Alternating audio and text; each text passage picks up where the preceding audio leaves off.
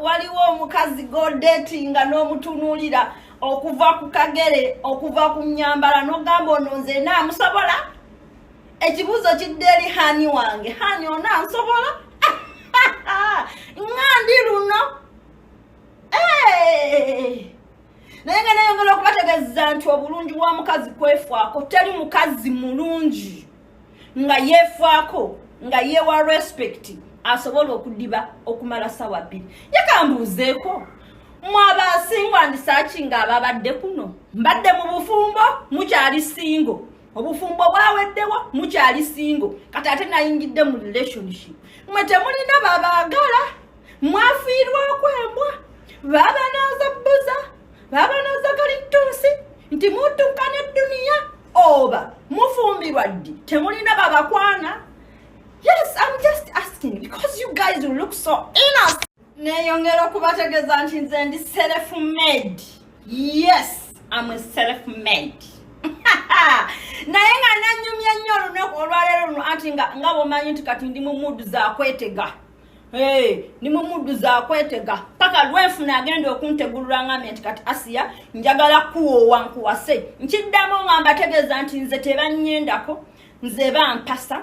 Yes, nze nfumbirwa naye sendebwako. So ntwala omukisa guno okutegeeza abaneetoolodde mwenna abali okuzungira mu inbox yange nti nze sikozesebwa n'abasajja. Nze bw'oba oyagala jangu otule nange ku dining oba otule nange ku dina ongambe nti Asiya njagala kukuwasa amawale otwala mmeka, njagala kweyanjula mu bakadde bo nkuwase. Nze tebanyendako naamwe, sikyali mu kirasi za kwendako. Kati nze ogenda kunnyendako mpe ssente mmeka? Kiki kyogenda okumpa? Like as in seriously. Filters zitufuukidde ekizibu ku app eno. Alisha Kim tweyongera okukutegeeza nti ekituufu kiri nti filters zikulimba. Agamba mu nkuba galaga baatugambye nti watandika n'okwambala akabina. Otambula nako mu Dubai bw'okakwatirira okusobola okubeerawo. Bananga mulekerawo okwegwanyiza abasajja ku app eno. Bwatyo mwana muwala Alisha Kims yavuddeyo n'agenda ne yeekwanyiza mwana mulenzi Ham. Ate fana tukimanyi bulungi nti Ham abadde boyfriend wa Sham. Bwe batyo baavuddeyo ne beeteeka ku mutimbagano ng'ensi yonna eraba. Alisha Kims bagase omwami. Ekyewuunyisa mu byonna nti bano abantu babadde ba mukwano. Nga Alisha Kims mukwano gwa girlfriend wa Ham. Ntegeerekeka. Katate ye Alisha Kims kulobwenza obukasumbwa nzako nakalabirawo naawe. Ke kalina ekisirani, ke kalina ekipali, ke katawangaza relationship, ke kazunga mu inbox. Naye njagala kweyongera okubategeeza nti gye mugenda okukoma okuzungira mu inbox nga mwegwanyiza abavubuka b'oku TikTok ebisirani gye bigenda okukoma okubeetooloola. Mugenda kumaliriza nga teriyo mutuufu avuddeyo kukwagala even for a year oba for 2 years oba for 6 months. Alisha Kims obulungi bwakusala amagenda n'amadda bye bino yabagamba nti omwana yanaazibwa bbuza oba wanaazibwa kalitunsi kuntunka nansi.